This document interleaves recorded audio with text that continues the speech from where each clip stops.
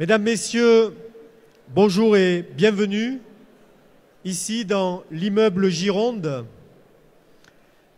qui est symboliquement placé dans la métropole.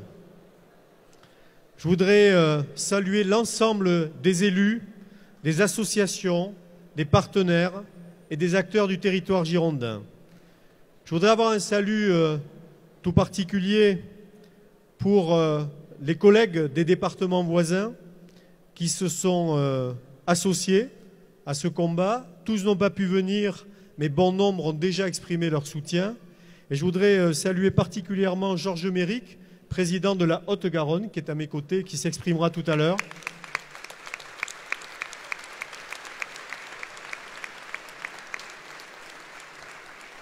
Gabriel Belloc, qui représente le département des Landes, envoyé par Xavier Fortinon.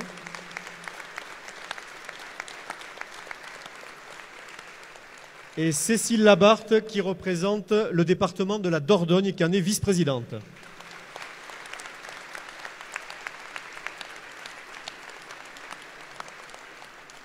Merci d'avoir fait le déplacement. Merci à tous les parlementaires, évidemment, particulièrement à Philippe qui connaît très bien cette maison, à tous les parlementaires, à tous les maires, à tous les représentants qui ont accepté d'être présents et qui, autour de moi, pour un certain nombre d'entre eux, vont s'exprimer.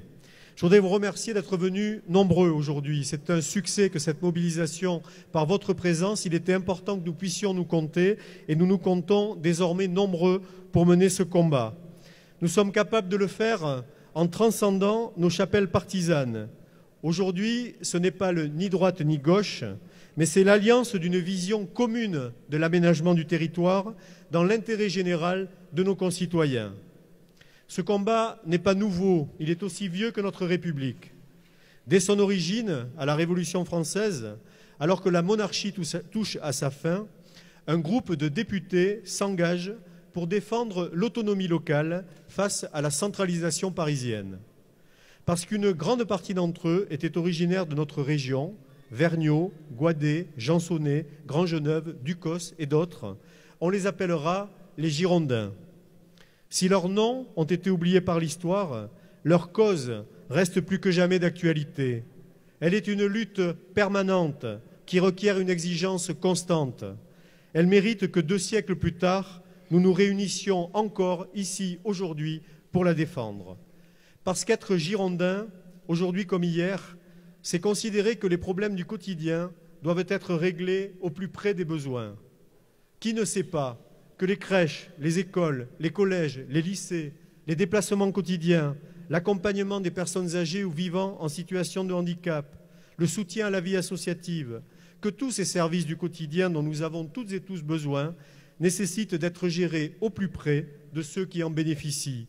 Seuls des technocrates, des pseudo-experts qui ne connaissent des problèmes des gens que les rapports techniques et financiers qui atterrissent sur leur bureau ignorent cette réalité. Être girondin,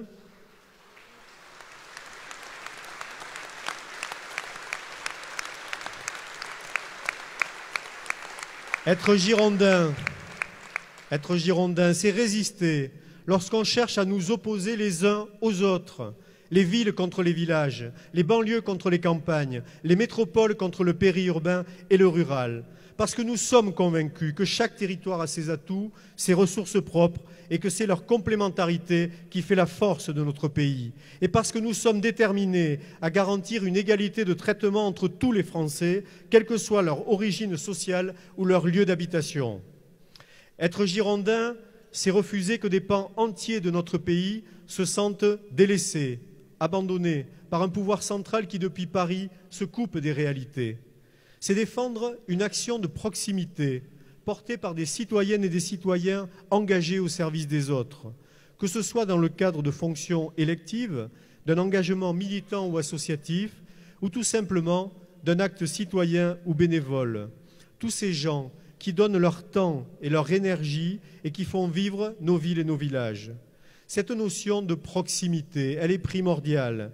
Elle est la garantie que nos actions répondent bien aux attentes de nos concitoyens. La décentralisation s'est construite en parallèle de la construction européenne, cette Europe qui a su voir dans les territoires des partenaires crédibles pour engager les mutations nécessaires de nos sociétés. Être girondin, c'est aussi s'opposer lorsqu'on porte atteinte à l'autonomie et à la libre administration des collectivités locales en les asphyxiant financièrement ou en les soumettant à des injonctions contradictoires. L'alerte nous est donnée en ces temps récents par la multiplication des démissions d'élus locaux ou d'acteurs de terrain, non pas qu'ils aient perdu leur vocation, mais tout simplement parce qu'on ne leur donne plus les moyens d'assurer dignement leur mission. Et demain, vers qui se tourneront nos concitoyens si les collectivités locales venaient à disparaître, si le tissu associatif s'éteignait par manque de financement, si le privé se substituait au service public sous le diktat de la rentabilité? En juin dernier, lors de son discours devant le Congrès, le président de la République nous promettait un pacte girondin basé sur la confiance entre l'État et les collectivités territoriales. Qu'est-il donc devenu, ce pacte girondin que nous attendions tant? En septembre dernier, lors de la 2e conférence nationale des territoires, le Premier ministre déclarait que le gouvernement ne souhaitait pas s'engager dans un nouveau Big Bang territorial. Et aujourd'hui, on nous annonce une réforme complète de la fiscalité locale, sûrement du mode d'élection pour les intercommunalités et la métropolisation. C'est d'ores et déjà tresser la couronne mortuaire des communes et des départements. À propos de métropolisation, il y a quasiment un an, jour pour jour, devant le congrès de l'ADF, le Premier ministre affirmait que l'expérience lyonnaise de fusion métropole-département, et j'emploie à dessein le terme d'expérience et non pas de modèle, n'était pas reproductible ailleurs. Et aujourd'hui, le gouvernement cherche à passer en force sans même prendre la peine de consulter les premiers concernés, les présidents de département. Il n'y aura jamais de pacte girondin sans confiance et il n'y aura jamais de confiance si l'État renie systématiquement la parole donnée.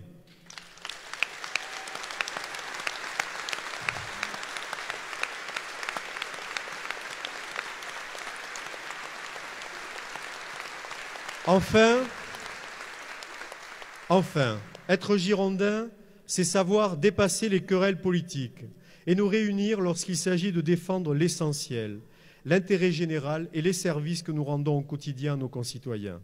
Et nous en faisons la démonstration aujourd'hui en Gironde, dans cette terre de tempérance et de responsabilité politique. Mais il est des combats qui méritent d'être menés, il est des annonces qui nous font sortir de notre modération, il est des moments où il faut laisser s'exprimer le girondin farouche qui est en chacun d'entre nous. Aujourd'hui, c'est tout cela qui est menacé.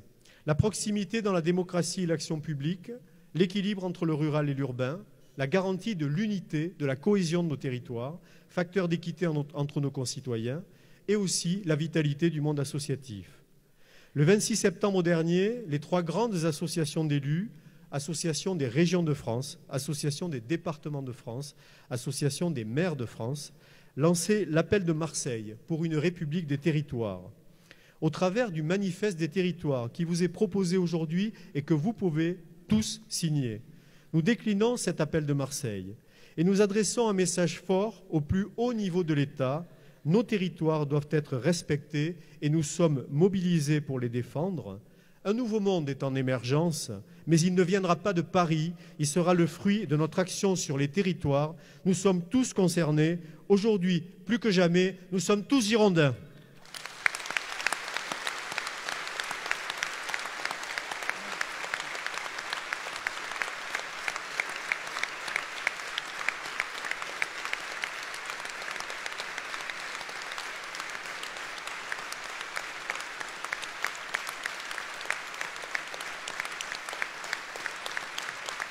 Merci.